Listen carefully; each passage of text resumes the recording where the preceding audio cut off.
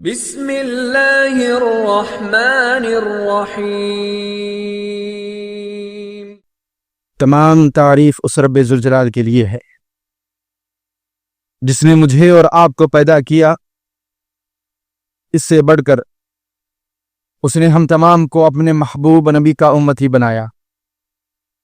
لاکھوں اور کروڑوں درود و سلام ہو میرے اور آپ کے آخری نبی، شافی محشر، ساقی کوثر، خاتم النبیین جناب محمد رسول اللہ صلی اللہ علیہ وسلم پر، جن کی محنتوں سے، کوششوں سے، کاوشوں سے آج اسلام ہم تمام لوگوں تک پہنچا ہے۔ حاضرین جمعہ، ہم اللہ رب العالمین کا بے تحاشا شکر و احسان بجا لاتے ہیں۔ ہم اپنے آپ کو بڑے خوش نصیب سمجھتے ہیں، اپنی دل کے گہرائیوں سے ہم خوشی محسوس کرتے ہیں، بلکہ تعجب محسوس کرتے ہیں کہ اللہ تعالیٰ نے ہمارے پاس کوئی خاصیت نہیں تھی، ہمارے پاس کوئی صلاحیت نہیں تھی، ہم کوئی مضبوط لوگ بھی نہیں تھے، لیکن اللہ تعالیٰ نے ہم سب کے ایک ایک کے نام کو چن کر اللہ تعالیٰ نے محمد رسول اللہ کے امتیوں میں ہمارا نام لکھا۔ محمد رسول اللہ کے امتیوں میں اللہ نے ہمارا نام لکھوایا۔ ہم اس بات پر بڑی خوشی محسوس کرتے ہیں، خود کو خوش نصیب سمجھتے ہیں، خود کو دوسری امتوں سے بہتر سمجھتے ہیں، خود کو دوسری امتوں کے مقابلے میں زیادہ فضیلت والا سمجھتے ہیں۔ الحمدللہ تعالی۔ اور حاضرین جمعہ، اللہ تعالیٰ نے ہمیں جو بڑی فضیلت دی ہے، اس کے بعد اللہ تعالیٰ نے ہم پر ایک ذمہ داری لگائی۔ اللہ رب العالمین فرماتا ہے سورہ حشر آیت نمبر 7 میں، وَمَا أَتَاكُمُ الرَّسُولُ فَخُذُوهُ وَمَا نَهَاكُمْ عَنْهُ فَانْتَهُوا۔ اے محمد کے ماننے والوں، ہم نے تمہیں محمد کا امتی بنایا ہے، ہم نے تمہیں محمد کے ساتھ کھڑا کیا ہے، لیکن یاد رکھنا وَمَا أَتَاكُمُ الرَّسُولُ فَخُذُوهُ، یہ محمد تمہیں جتنا بتاتے ہیں اتنا عمل کرنا ہے۔ وَمَا نَهَاكُمْ عَنْهُ فَانْتَهُوا، اور جس بات سے محمد منع کر دے وہ بات کبھی نہیں کرنا صلی اللہ علیہ وسلم۔ لہذا ہم نے یہ اصول بنائے کہ اللہ رب العالمین ہمیں تاکید کرتا ہے کہ محمد کے خلاف نہیں جانا، محمد کے فرمان کے خلاف ورزی نہیں کرنا۔ اللہ رب العالمین فرماتا ہے سورہ نور آیت نمبر 60/3 میں، فَلْيَحْذَرِ الَّذِينَ يُخَالِفُونَ عَنْ أَمْرِهِ أَن تُصِيبَهُمْ فِتْنَةٌ أَوْ يُصِيبَهُمْ عَذَابٌ أَلِيمٌ۔ اللہ فرماتا ہے تم میں کا جو انسان محمد کے خلاف جاتا ہے، محمد کے خلاف ورزی کرتا ہے، محمد کی حدیث کے خلاف عمل کرتا ہے، تجھے ڈر جانا چاہیے، اللہ تعالیٰ تجھے کسی بڑی مصیبت میں بھی ڈال سکتا ہے، کسی بڑے عذاب کا بھی شکار کر سکتا ہے۔ ہم نے احادیث پڑھے، ہم نے قرآن کی آیتیں پڑھی، اور ہم نے یہ فیصلہ کیا اللہ رب العالمین کے فضل و کرم سے، ہم نے یہ طے کیا کہ آج کے اس گئے گزرے دور میں، جس دور میں احادیث کو چھوڑنا ٹھکرانا عام ہو گیا ہے، جس دور میں حدیث کی اہمیت کو گرانا عام ہو گیا ہے، جس دور میں حدیث بیان کرنے والوں کی اہمیت گرانا عام ہو گیا ہے، اس گئے گزرے دور میں ہم نے یہ اصول بنایا کہ چاہے دنیا والے ہمیں برا بلا کہیں، چاہے دنیا والے ہمیں گالیاں دیں، چاہے دنیا والے ہمارا مذاق اڑائیں، چاہے دنیا والے ہمارے راستے روکیں، چاہے دنیا والے ہمارے ساتھ رشتے کرنا چھوڑ دیں، چاہے دنیا والے اپنی جو مرضی کرنا چاہے کریں، ہم جب تک اس روئے زمین پر زندہ رہیں گے محمد کے بعد کے علاوہ کسی کی بات نہیں مانیں گے صلی اللہ علیہ وسلم، اور محمد کی بات کے علاوہ کسی کی بات کو دین کا حصہ نہیں مانیں گے۔ جو بات محمد کی ہے وہی دین ہے، جو بات عرش والے کے قرآن میں ہے، مدینے والے کے فرمان میں ہے، صرف وہی دین ہے، اس کے علاوہ کوئی بات دین نہیں بن سکتی۔ یہ ہم نے اپنا اصول بنا لیا۔ شاعر نے بڑا خوب کہا تھا، خونے دل دے کے نکھاریں گے رخ برگ گلاب، خونے دل دے کے نکھاریں گے رخ برگ گلاب۔ ہم نے گلشن کے تحفظ کی قسم کھائی ہے، اور آج لوگ ہم پر اولیاء کی گستاخی کا بھی الزام لگاتے ہیں کہ یہ لوگ اولیاء کی شان میں گستاخی کرتے ہیں۔ لگاؤ الزام، ہم پر الزام لگاؤ، کیونکہ ہمارا یہ عقیدہ ہے کہ ہزاروں کروڑوں اولیاء کے فتاوے ایک طرف ہو اور دوسری طرف محمد رسول اللہ کی ایک بات ہو، ساری دنیا والوں کو چھوڑا جا سکتا ہے، محمد کی بات نہیں چھوڑی جا سکتی صلی اللہ علیہ وسلم۔ محمد کی بات نہیں چھوڑی جا سکتی. تم ہم پر جو فتویٰ لگاتے ہو لگاؤ, تم ہم پر جو الزام لگاتے ہو لگاؤ, تم ہم پر کتنی بڑی گستاخی کی تہمت لگاتے ہو لگاؤ, ہم محمد رسول اللہ صلی اللہ علیہ وسلم کے آگے کسی کی بات نہیں مانیں گے. اسی کو حضرت صدیق اکبر نے کہا تھا رضی اللہ تعالی عنہ, بخاری حدیث میں 3090 پر دو, لست تارکا شیئا کان رسول اللہ صلی اللہ علیہ وسلم یعمل به الا عملت به. لوگوں یاد رکھنا, حضرت صدیق اکبر نے کہا تھا, حضرت ابو بکر صدیق نے کہا تھا, لوگوں یاد رکھنا ابو بکر صدیق جب تک اس زمین پر زندہ رہے گا وہ کوئی کام نہیں چھوڑے گا جو محمد نے کیا تھا. اور یاد رکھنا ابو بکر صدیق کبھی نبی کے کسی بھی فرمان کی خلاف ورزی نہیں کرے گا, کیونکہ ابو بکر کو پتا ہے جو نبی کے خلاف جاتا ہے برباد ہو جاتا ہے صلی اللہ علیہ وسلم رضی اللہ تعالی عنہ. تو لہذا ہم حضرت ابو بکر صدیق کے دین پر ہیں, ہم حضرت ابو بکر صدیق کے منہج پر ہیں, ہم حضرت ابو بکر صدیق کے عقیدے پر ہیں. اب ساری دنیا والے پیروں فقیروں کے پیچھے جائیں, ساری دنیا والے اماموں کے پیچھے جائیں, میں اور ہر وہ شخص جو ابو بکر کو ماننے والا ہے اس کے لیے محمد اور محمد کی بات کافی ہے صلی اللہ علیہ وسلم, کیونکہ ہم محمد رسول اللہ کے دین کے وفادار ہیں, کسی پیر فقیر کے دین کے وفادار نہیں ہیں. ہمیں کسی سے وفاداری نہیں بتانی, ہم کسی سے وفاداری نہیں رکھنا چاہتے اگر وہ نبی کا غدار ہے, اگر وہ نبی کی بات کی خلاف ورزی کرتا ہے. شاعر نے بڑا خوب کہا تھا, سب کچھ خدا سے مانگ لیا تجھ کو مانگ کر, سب کچھ خدا سے مانگ لیا تجھ کو مانگ کر, اٹھتے نہیں ہیں ہاتھ میرے اس دعا کے بعد. کون چاہیے ہمیں محمد کے بعد صلی اللہ علیہ وسلم. ہمیں حدیث کے آگے کسی کی بات نہیں چاہیے, ہم حدیث کے آگے کسی کی بات قبول نہیں کرتے. اور حاضرین جمعہ, یہ لوگ ہم پر صرف اولیاء کی گستاخی کا الزام نہیں لگاتے, ہم پر انبیاء کی گستاخی کا بھی الزام لگاتے ہیں کہ لوگ انبیاء کے گستاخ ہیں. اور ذرا غور کرنے کی بات یہ ہے کہ جو ہم پر نبیوں کی گستاخی کا الزام لگا رہا ہے وہ خود اپنی زندگی میں نبی کی نافرمانیاں بھر کر بیٹھا ہے, اس کی زندگی میں نبی کی نافرمانیاں بھری پڑی ہیں. اب کون نبی کا گستاخ ہے؟ نبی کو مان کر, نبی کا کلمہ پڑھ کر اور نبی صلی اللہ علیہ وسلم کی حدیث کے سامنے آ جانے کے بعد اس حدیث سے اپنا منہ پھیرنے والا اس سے بڑا گستاخ کون ہو سکتا ہے؟ آج اس پر بات کرتے ہیں, اس پر آج بات کرتے ہیں انشاءاللہ تعالی کہ اللہ کے رسول صلی اللہ علیہ وسلم کو اللہ تعالیٰ نے ایک ایسے دور میں بھیجا, ایک ایسے زمانے میں بھیجا, ایک ایسے معاشرے میں مبعوث کیا جو معاشرہ اپنی تکلیف میں, اپنی ضرورت میں انبیاء کو پکارتا تھا. کس کو پکارتا تھا؟ انبیاء کو پکارتا تھا. ایک ایسا معاشرہ جو تکلیف میں اولیاء کے بتوں کو پکارتا تھا, ایک ایسا معاشرہ جو اپنی ضرورت کے لیے فرشتوں کو پکارتا تھا. نبی اکرم صلی اللہ علیہ وسلم توحید کا علم لے کر آتے ہیں اور کہتے ہیں لوگوں اپنی تکلیف میں اللہ کے علاوہ کسی کو نہ پکارو. ہو سکتا ہے کہ تم نبی کو پکار رہے ہو سکتا ہے تم کسی پیر کو پکار رہے ہو, ولی کو پکار رہے ہو, تم کسی فرشتے کو پکار رہے ہو, لیکن یاد رکھنا تمہیں اللہ کے علاوہ کسی کو پکارنا جائز نہیں ہے. اذا سألت فاسأل اللہ.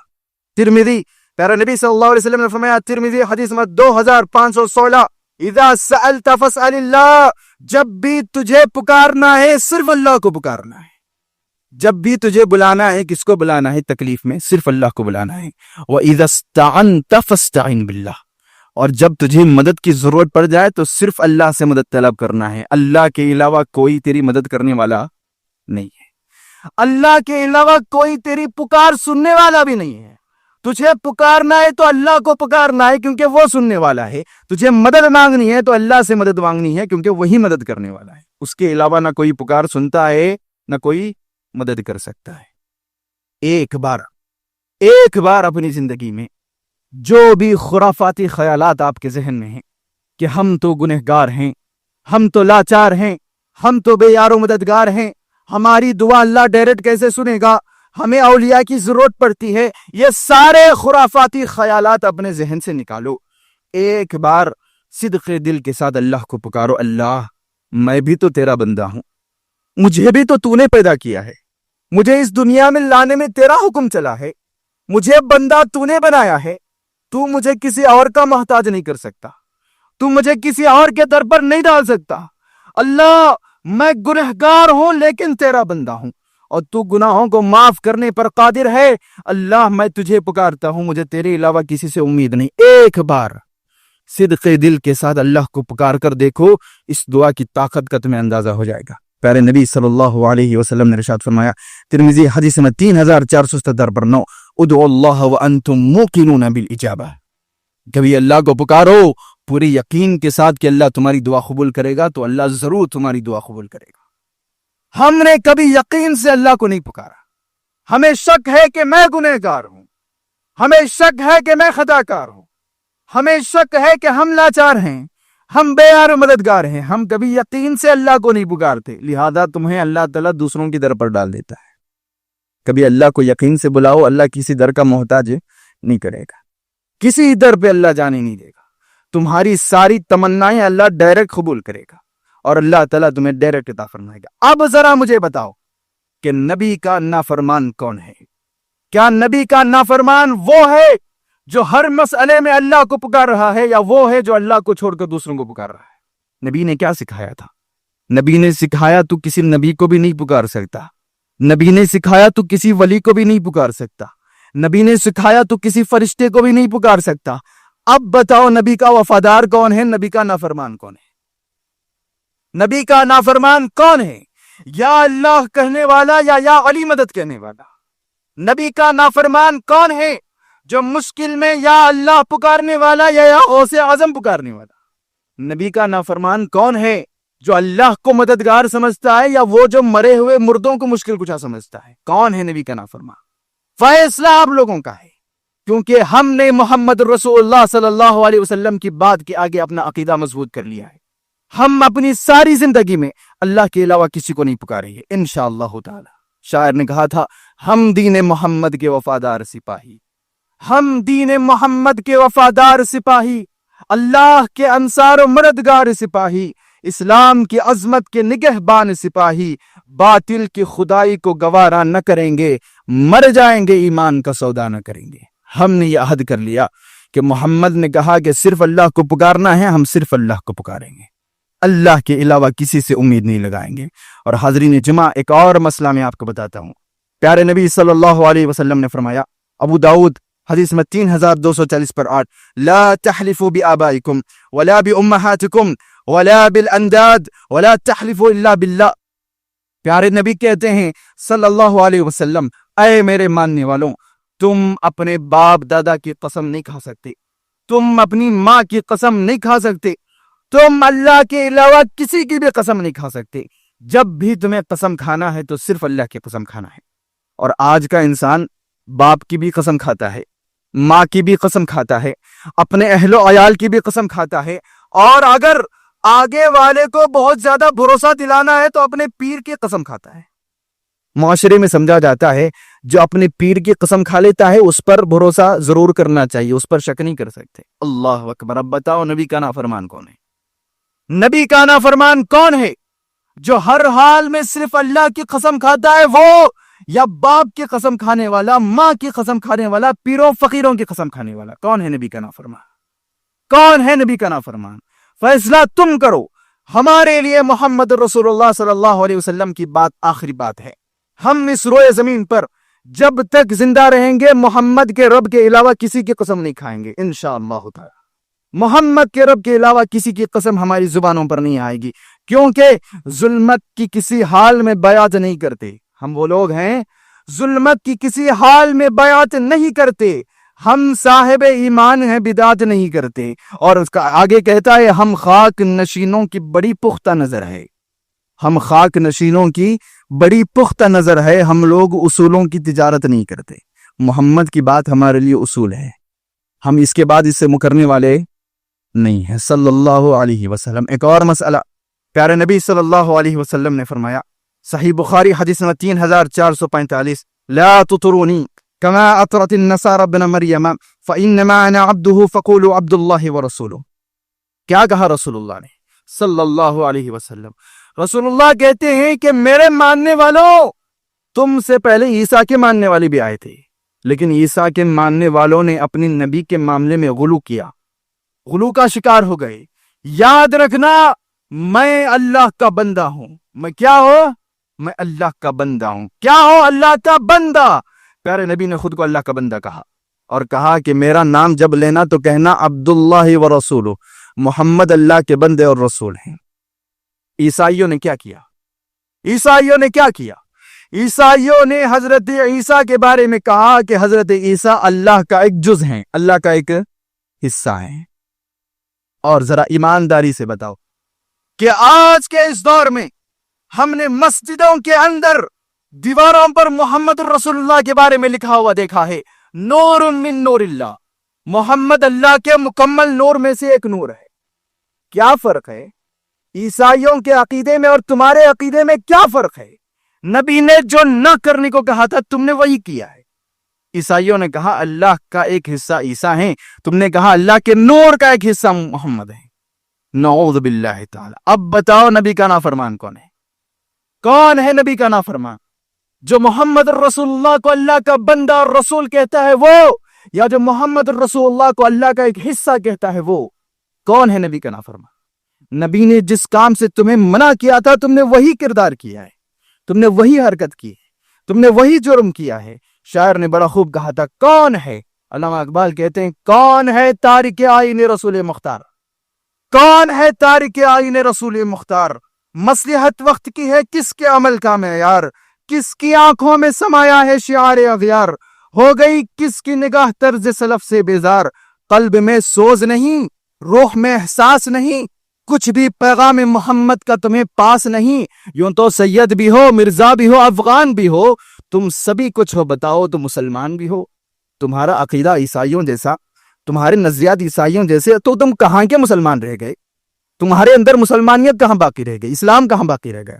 اور تم تو یہ بھی کہتے ہو کہ رسول اللہ صلی اللہ علیہ وسلم عالم الغیب ہیں، حالانکہ رسول اللہ نے کیا فرمایا؟ رسول اللہ نے کیا فرمایا؟ صحیح بخاری حدیث میں 7380، لا یعلم الغیب الا اللہ، اللہ کے علاوہ کوئی غیب نہیں جانتا، اللہ کے علاوہ کوئی عالم الغیب نہیں. اب اس سے پہلے کہ اس حدیث کے الگ الگ تعبیریں شروع ہو جائیں، ایک اور حدیث میں آپ کو بتاتا ہوں، اپنے ذہن میں بٹھا لینا. پیارے نبی صلی اللہ علیہ وسلم نے فرمایا، صحیح بخاری حدیث میں 4690 لا یعلم ما فی غد الا اللہ. غور سے سنتے جاؤ، لا یعلم ما فی غد الا اللہ. رسول اللہ کے دن کل آنے والا کل کیا ہوگا صرف اللہ جانتا ہے. آگے فرماتے ہیں وَلَا يَعْلَمُ مَا تَغِيضُ الْأَرْحَامُ إِلَّا اللَّهُ، اور کسی ماں کے رحم میں کیا ہے صرف اللہ جانتا ہے. آگے فرماتے ہیں وَلَا يَعْلَمُ مَتَى يَأْتِي الْمَطَرُ أَحَدٌ إِلَّا اللَّهُ، اور کب اور کہاں بارش آئے گی صرف اللہ جانتا ہے. اور آگے فرمایا وَلَا تَدْرِي نَفْسٌ بِأَيِّ أَرْضٍ تَمُوتُ، اور تم نے کہا کوئی نہیں جانتا، کوئی انسان نہیں جانتا کہ وہ کہاں مرنے والا ہے. آگے فرمایا وَلَا يَعْلَمُ مَتَى تَقُومُ السَّاعَةُ إِلَّا اللَّهُ، اور قیامت کب آنے والی ہے اللہ کے علاوہ کوئی نہیں جانتا. اللہ کے رسول نے فرمایا غیب کی 5 چابیاں ہیں، 5 کی 5 اللہ کے پاس ہے، 5 کی 5 اللہ کے پاس ہے. اللہ کے علاوہ کوئی نہیں جانتا کہ قیامت کب آنے والی ہے. اور تم یہ مانتے ہو کہ اعلیٰ حضرت احمد رضا خان کو پتا چل گیا تھا کہ قیامت کب آنے والی ہے، لیکن انہوں نے لوگوں کو نہیں بتایا. اللہ اکبر، نعوذ باللہ تعالی. بتاؤ نبی کا نافرمان کون ہے؟ کون ہے نبی کا نافرمان؟ کون ہے تارک آئین رسول مختار؟ اسی کو تو پوچھا تھا علامہ اقبال نے، کون ہے تارک آئین رسول مختار؟ کس کی آنکھوں میں سمایا ہے شعار اغیار، قلب میں سوز نہیں، روح میں احساس نہیں، کچھ بھی پیغام محمد کا تمہیں پاس نہیں. یوں تو سید بھی ہو، مرزا بھی ہو، عطار بھی ہو، تم سبھی کچھ ہو، محمد کے وفادار بھی ہو نہیں ہو. تم محمد کے وفادار نہیں ہو. محمد رسول اللہ صلی اللہ علیہ وسلم نے فرمایا تھا کہ عالم الغیب صرف اللہ ہے. تم نے کہا کہ عالم الغیب محمد رسول اللہ بھی ہیں. محمد رسول اللہ نے کہا تھا کہ کل کیا ہونے والا ہے اللہ کے علاوہ کوئی نہیں جانتا. تم نے کہا کہ نبی اپنی قبر میں رہ کر ہمارے احوال جان لیتے ہیں. محمد رسول اللہ نے کہا کہ قیامت کب آنے والی ہے صرف اللہ جانتا ہے. تم نے کہا احمد رضا خان کو حساب لگا کر پتا چل گیا تھا کہ قیامت کب آنے والی ہے. اب ذرا مجھے ایمانداری سے بتاؤ نبی کا نافرمان کون ہے؟ کون ہے نبی کا نافرمان؟ ہم پر الزام لگتا ہے نافرمانی کا، ہم پر الزام لگتا ہے گستاخی کا، اور اتنی بڑی بڑی گستاخیاں اپنی جھولی میں لیے پھرتے ہو. نعوذ باللہ، غور کرنے کی بات ہے، سمجھنے کی بات ہے۔ اور حاضرین جمعہ، اس کے باوجود یہ لوگ ہم سے اتحاد کرنا چاہتے ہیں۔ بڑے پتے کی بات بتا رہا ہوں، غور سے سننا۔ اس کے باوجود ہم سے یہ لوگ اتحاد کروانا چاہتے ہیں، ہمارے ساتھ اتحاد کرنا چاہتے ہیں، اور وہ بھی کیوں؟ حکومت کے چھوٹے موٹے مسائل سے ڈر کر۔ اور اللہ کی قسم ہم وہ لوگ ہیں کہ ہم کسی غیر اللہ کو پکارنے والے کے ساتھ کمپرومائز کرنا ہمیں حد درجے ناپسند ہے۔ اس کے مقابلے میں ہم مرنا پسند کرتے ہیں۔ ہم کسی غیر اللہ کو پکارنے والے کے ساتھ کمپرومائز کرنا پسند نہیں کرتے۔ ہم غیر اللہ کو پکارنے والے کے ساتھ کمپرومائز نہیں کر سکتے، اور ہرگز نہیں کریں گے۔ اس کے لیے ہمارے پاس دلیل ہے۔ پیارے نبی صلی اللہ علیہ وسلم کے ایک صحابی تھے، حضرت سفیان بن عبداللہ الثقفی، ترمذی حدیث نمبر 2410۔ انہوں نے نبی کریم صلی اللہ علیہ وسلم سے کہا، یا رسول اللہ حدثنی بعمر اعتصم به، اللہ کے رسول ایک ایسی بات مجھے بتاؤ جس کو میں اپنی آخری سانسوں تک مضبوطی سے پکڑ لوں، جس کو میں کبھی بھی نہ چھوڑوں، جس معاملے میں کبھی بھی کمپرومائز نہ کروں، ایک ایسی بات بتاؤ۔ پیارے نبی صلی اللہ علیہ وسلم نے اپنے صحابی سے کہا، قل ربی اللہ ثم استقم، کہا کہ میرے ساتھی، اے میرے صحابی بولو کہ میرا رب اللہ ہے، میری مدد کرنے والا اللہ ہے، مجھے شفا دینے والا اللہ ہے، میرا مددگار اللہ ہے، میں صرف اللہ کو پکارتا ہوں، اللہ کے علاوہ کسی سے امید نہیں لگاتا، اور اس بات پر جم جا، اڑ جا، اور کسی سے کمپرومائز نہ کر۔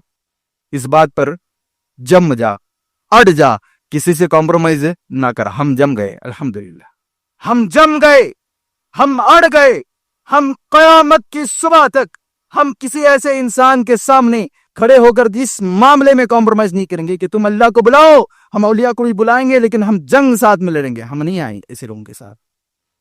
ہم مضبوط ہیں، ہمارا ساتھ وہ دے جو صرف اللہ کو پکارتا ہے، ہمارے ساتھ وہ کھڑا ہو جو اللہ کے ساتھ شرک نہیں کرتا، اور ہم بھی صرف اس کے ساتھ کھڑے ہوں گے جو صرف اللہ کو پکارتا ہے، جو صرف اللہ سے مدد مانگتا ہے، اس کے علاوہ ہم کسی کا سہارا بننے والے نہیں ہیں۔ اقبال نے کہا تھا، خوشنودی رب مقصد ہستی ہے ہمارا، شاعر کہتا ہے خوشنودی رب مقصد ہستی ہے ہمارا، قرآن ہی دستور اساسی ہے ہمارا، قائد بھی محمد سے مثالی ہے ہمارا، اب ہم کسی رہبر کی تمنا نہ کریں گے، مر جائیں گے ایمان کا سودا نہ کریں گے۔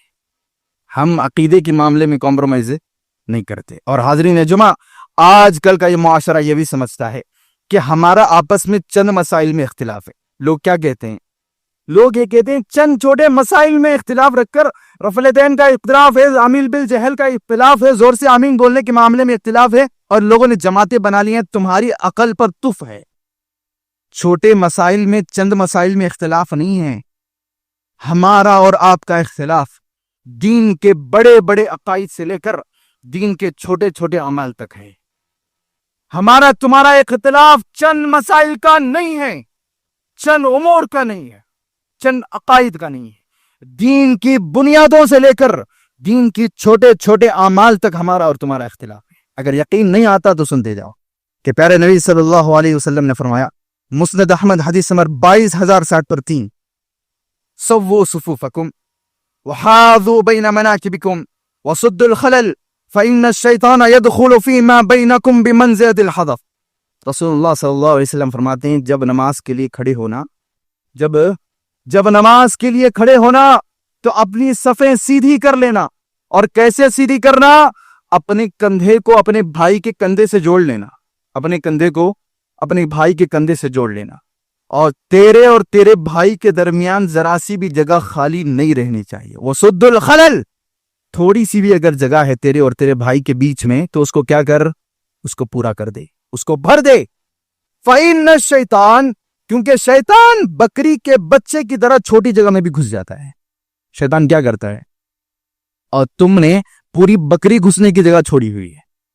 تمہاری صفیں بتاتی ہے کہ نبی کا نافرمان کون ہے، تمہاری صفیں بتاتی ہے کہ رسول اللہ کا نافرمان کون ہے۔ رسول اللہ نے مل کر کھڑے ہونے کو کہا، ایک دوسرے سے لگ کر کھڑے ہونے کو کہا، کندھے سے کندھا لگانے کا حکم دیا، پیر سے پیر لگانے کا حکم دیا، اور کہا تھوڑی سی بھی جگہ نہ چھوڑنا، شیطان گھس جاتا ہے۔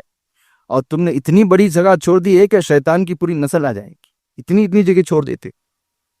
یہ نبی کے فرمانبرداروں کا طریقہ ہے. نبی کے فرمانبردار کیسے کھڑے ہوتے تھے نماز میں؟ پیارے نبی صلی اللہ علیہ وسلم کے صحابہ کے بارے میں آتا ہے، صحیح حدیث ہے، ابو داؤد حدیث نمبر 660 پیارے نبی نے کہا اقیموا صفوفکم، اللہ کے رسول نے پلٹ کر کہا میرے صحابہ صفوں کو سیدھا کر لو، صفوں کو درست کرو، صفوں میں مل کر کھڑے ہو جاؤ. اور آگے نبی نے فرمایا او لیخالفن اللہ بین قلوبکم، یا اللہ تعالیٰ تمہارے درمیان دوری پیدا کرے گا. تم ایک دوسرے سے دوری اختیار کرو گے صف میں تو تمہارے دلوں کو اللہ ایک دوسرے سے دور کر دے گا. اس کے بعد کیا ہوا؟ صحابہ کہتے ہیں پھر ہم ایسے کھڑے ہوتے، پھر ہم وفادار، نبی کے وفادار کہتے ہیں کہ ہم ایسے کھڑے ہوتے. فرماتے ہیں فرأیت الرجل یلزق منکبہ بمنکب صاحبہ ورکبتہ برکبت صاحبہ وکعبہ بکعبہ. پھر ہم آپس میں ایسے کھڑے ہوتے کہ ہمارا کندھا ہمارے بھائی کے کندھے سے لگ جاتا، ہماری ایڑیاں ہمارے بھائی کی ایڑی سے لگ جاتی، ہمارے ٹخنے تک ہمارے بھائی کے ٹخنے سے لگ جاتے. یہ طریقہ ہے نبی کے وفاداروں کی صف بنانے کا. تمہاری صفیں بتاتی ہیں کہ نبی کا نافرمان کون ہے، اور ہم پر نافرمانی کا اور گستاخی کا الزام لگاتے ہو. اور حاضرین جمعہ، ہم یہ فیصلہ عوام پر چھوڑتے ہیں کہ آج ہم جو نماز میں کھڑے ہوتے ہیں وہ طریقہ ہم نے نبی سے سنا ہے، صحابہ سے سیکھا ہے. فیصلہ تم کرو، ہم اس سے مکرنے والے نہیں ہیں. دنیا جب تک باقی رہے گی ہم نماز میں ایک دوسرے سے قدم اور کاندھے لگا کر ہی کھڑے ہوں گے. شاعر نے بڑا خوب کہا تھا اقرار ہمارا ہے زمانے کی نظر میں، سب کو معلوم ہے ہم کیسا عمل کرتے ہیں. اقرار ہمارا ہے زمانے کی نظر میں، انکار ہمارا ہے زمانے کی نظر میں. ہم کیا کیا انکار کرتے ہیں یہ بھی زمانے کو معلوم ہے. کردار ہمارا ہے زمانے کی نظر میں، ہم کیا کیا حرکتیں کرتے ہیں یہ بھی زمانے کو معلوم ہے. ہم اپنی یہ تصویر کو رسوا نہ کریں گے، مر جائیں گے ایمان کا سودا نہ کریں گے. ہم قیامت تک ایسے ہی رہیں گے، اس چیز سے ہم کبھی مکرنے والے نہیں ہیں. اور حاضرین جمعہ، یہ لوگ تو ایسے نافرمان ہیں نبی کریم صلی اللہ علیہ وسلم کے کہ بسا اوقات نبی کریم صلی اللہ علیہ وسلم جس کام کے کرنے کا حکم دیتے ہیں یہ لوگ اس کام پر مکروہ کی حکم لگا دیتے ہیں، مکروہ کا حکم لگا دیتے ہیں. مکروہ یعنی ناپسند. ایک کام جس کو نبی کہتے ہیں کہ یہ کرو اور یہ شخص کہتا ہے یہ کرنا ناپسندیدہ ہے، یہ کرنا اچھی بات نہیں ہے. اللہ اکبر، اللہ اکبر. مسئلہ بڑا غور سے سننا. پیارے نبی صلی اللہ علیہ وسلم کی حدیث ہے الوتر حق فمن احب ان یوتر بخمس رکعات فلیفعل ومن احب ان یوتر بثلاث فلیفعل ومن احب ان یوتر بواحدۃ فلیفعل. اللہ کے رسول نے فرمایا مسلمانوں، وتر تمہارے لیے ایک اچھی نماز ہے، وتر تمہارے لیے ایک بہترین نماز ہے. تم میں سے جو مسلمان 5 رکعات پڑھنا چاہتا ہے فلیفعل، پڑھ لو. تم میں سے جو مسلمان 3 رکعات پڑھنا چاہتا ہے فلیفعل، پڑھ لو. اور تم میں سے جو مسلمان 1 رکعت پڑھنا چاہتا ہے فلیفعل، پڑھ لو. پیارے نبی نے کیا کہا؟ 1 رکعت وتر اگر پڑھنا چاہتے ہو تو پڑھ سکتے ہو. یہاں سے فتویٰ آتا ہے 1 رکعت پڑھنا مکروہ ہے. اللہ اکبر. اس سے بڑا نافرمان کون ہو سکتا ہے؟ نبی کسی بات کے کرنے کا حکم دیتے ہیں اور تو کہتا ہے کہ یہ کام کرنا اچھا نہیں ہے. اللہ اکبر. اور اس سے بڑا مسئلہ تو یہ کہ ان لوگوں نے احکام تک بدل دیے ہیں. وتر کی نماز ایک سنت نماز ہے اور لوگوں میں انہوں نے مشہور کر دیا کہ وتر فرض ہے. آپ نے نہیں سنا؟ آپ نے نہیں سنا کہ لوگوں میں مشہور ہے کہ وتر فرض ہے؟ وتر کی نماز کیا ہے؟ فرض ہے. لوگوں میں یہ بات مشہور ہے. حضرت علی رضی اللہ تعالیٰ عنہ فرماتے ہیں اس کے بعد بھی شک باقی رہ جائے تو آپ کا ایمان آپ کے ساتھ. حضرت علی رضی اللہ تعالیٰ عنہ فرماتے ہیں ترمذی حدیث نمبر 450 پر 4 قال علی الوتر لیس بحتم کہیئت المکتوبہ ولکنہ سنتا سنہا رسول اللہ صلی اللہ علیہ وسلم. حضرت علی نے کہا لوگوں وتر کو فرض نہ بولو. کیا کہا؟ مکتوبۃ عربی زبان میں کہا جاتا ہے فرض نمازوں کو. لوگوں وتر کو فرض نہ بولو. وتر ایک سنت ہے جو نبی کریم صلی اللہ علیہ وسلم نے پڑھی ہے. وتر کیا ہے؟ وتر سنت ہے. وتر کو تم فرض کہتے ہو، کہاں سے لاتے ہو؟ اور اپنے آپ کو نبی کا بڑا فرمانبردار سمجھتے ہو. اتنا ہی نہیں، ان کی نافرمانی کی انتہا تو ایسی ہے کہ بسا اوقات جو نبی کریم صلی اللہ علیہ وسلم کرنے کا حکم دیتے ہیں اس کا الٹا عمل کرتی ہے، اس کا الٹا عمل کرتی. صحیح مسلم حدیث نمبر 380 پر 4 نبی کریم صلی اللہ علیہ وسلم نے فرمایا اذا سمعتم المؤذن فقولوا مثل ما يقول ثم صلوا علیہ. اللہ کے رسول کہتے ہیں جب تم مؤذن کو اذان دیتا ہوا سنو تو وہ جو پڑھتا ہے تم وہ دہراتے رہو، اور اذان کے ختم ہونے کے بعد مجھ پر درود پڑھو۔ اب تم نے کیا کیا؟ ہم اذان کے ہونے کے بعد نہیں پڑھیں گے، ہم اذان سے پہلے پڑھیں گے۔ اب ذرا مجھے بتاؤ، نبی کا نافرمان کون ہے؟ کیا وہ جو اذان کے بعد درود پڑھتا ہے وہ نافرمان ہے، یا جو اذان سے پہلے درود پڑھتا ہے وہ نافرمان؟ فیصلہ آپ کا ہے۔ ہم نے محمد رسول اللہ کی بات کو اپنے لیے آخری بات سمجھی، اور ہم اس سے کبھی مکرنے والے نہیں ہیں۔ اور یہاں تک ان لوگوں کے اندر نافرمانی پائی جاتی ہے کہ بسا اوقات ایسا ہوتا ہے کہ نبی کریم صلی اللہ علیہ وسلم جس کام کے کرنے کا حکم دیتے ہیں، یہ کھلے عام اس سے لوگوں کو روکتے ہیں۔ بات بڑے پتے کی یاد رکھنا، ہمارے اندر بھی یہ خامی پائی جاتی ہے۔ کبھی کبھار اس کی غفلت ہمارے اندر بھی نظر آتی ہے۔ کبھی کبھار ایسا ہوتا ہے کہ ایک کام جس کا نبی نے کرنے کا حکم دیا، یہ باقاعدہ اس کو دین سمجھ کر لوگوں کو روکتے ہیں۔ مسئلہ یہ ہے کہ پیارے نبی صلی اللہ علیہ وسلم کی حدیث ہے، صحیح بخاری حدیث نمبر 620/4، قال بین کل اذانین صلاۃ ثلاثا لمن شاء۔ اللہ کے رسول نے کہا اذان اور اقامت کے درمیان، ہر اذان بین کل اذانین، ہر اذان اور اقامت کے درمیان اگر کوئی بندہ 2 رکعت نماز پڑھنا چاہتا ہے تو پڑھ سکتا ہے۔ ہر اذان اور اقامت کے درمیان کوئی 2 رکعت نماز پڑھنا چاہتا ہے تو پڑھ سکتا ہے۔ ہر اذان میں مغرب کی اذان نہیں آتی، مغرب کی اذان نہیں آتی۔ اگر کوئی شخص مغرب کی اذان کے بعد نماز سے پہلے 2 رکعت نماز پڑھنے کے لیے کھڑا ہو جائے تو اس کو روک دیا جاتا ہے، مغرب سے پہلے نماز نہیں ہے۔ اچھا، تو حدیث ہے کہ اللہ کے رسول نے فرمایا اذان اور اقامت کے درمیان جو بھی اذان ہے تم 2 رکعت نماز پڑھ سکتے ہو۔ کہتے ہیں کہ اس میں نبی نے مغرب کا ذکر نہیں کیا۔ ہم نے کہا ابھی عشق کے امتحان اور بھی ہیں، ستاروں سے آگے جہاں اور بھی ہیں، ابھی عشق کے امتحان اور بھی ہیں۔ پیارے نبی صلی اللہ علیہ وسلم نے فرمایا، صحیح بخاری حدیث نمبر 1180/3، صلو قبل صلاة المغرب قال فی الثالثة لمن شاء۔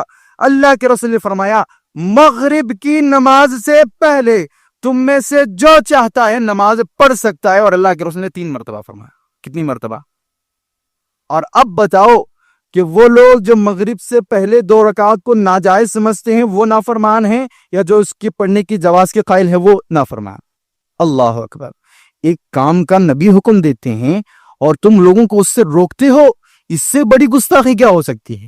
اس سے بڑی نافرمانی کیا ہو سکتی ہے؟ اور آخری بات میں آپ کو یہ بتانے والا ہوں کہ نبی کریم صلی اللہ علیہ وسلم کی حدیث ہے، ابو داؤد حدیث نمبر 4607، پیارے نبی صلی اللہ علیہ وسلم فرماتے ہیں انہو من یعش منکم بعدی فسیرا اختلافا کثیرا فعلیکم بسنتی وسنت الخلفاء الراشدین المہدیین من بعدی تمسکوا بها وعضوا علیہا بالنواجد وإیاکم محدثات الامور فإن کل محدثت ضلال وکل ضلالت فی النار۔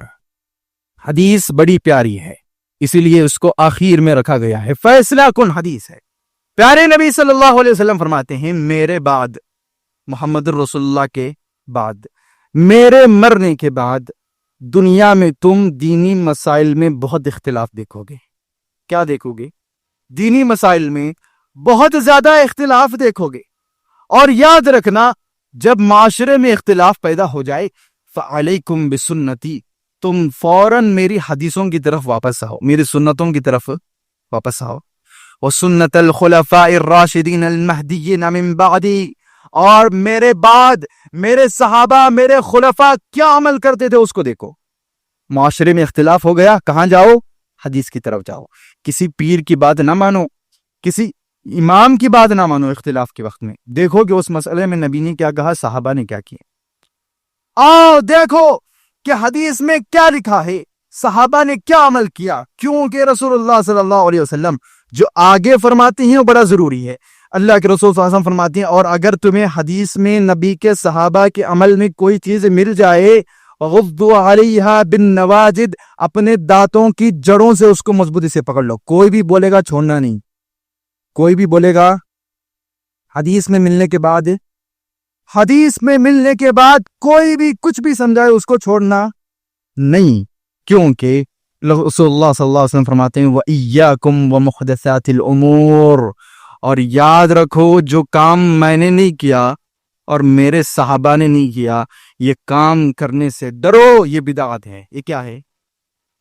جو کام میں نے نہیں کیا، جو کام میرے صحابہ نے نہیں کیا، سمجھ جاؤ کہ وہ کام کیا ہے؟ بدعت ہے، اور اس کو کرنے کی ضرورت نہیں ہے۔ یہ چیز تمہیں گمراہ کرنے والی ہے۔ اب ذرا مجھے بتاؤ، نبی کا نافرمان کون ہے؟ نبی کا نافرمان کون ہے؟ تم لوگوں نے میلاد شروع کیا، حالانکہ میلاد نہ نبی نے کیا نہ نبی کے صحابہ نے کیا۔ اب بتاؤ نبی کا نافرمان کون ہے؟ تم لوگوں نے عرس شروع کیا، 11ویں شروع کی، چہلم شروع کیا، برسی شروع کی، جو کہ نہ نبی نے کیے تھے نہ نبی کے صحابہ نے کیے تھے۔ اب بتاؤ نبی کا نافرمان کون ہے؟ تارک آئین رسول مختار، کون چھوڑ رہا ہے نبی کی سنت کو؟ کون اپنا رہا ہے بدعتوں کو؟ کون بھاگ رہا ہے بدعتوں کے پیچھے؟ کون حدیث پر باقی ہے؟ کون قرآن پر باقی ہے؟ کون نبی کے اس اصول پر باقی ہے جو اصول نبی نے دین لینے کا سکھایا؟ کیا اصول نبی نے سکھایا؟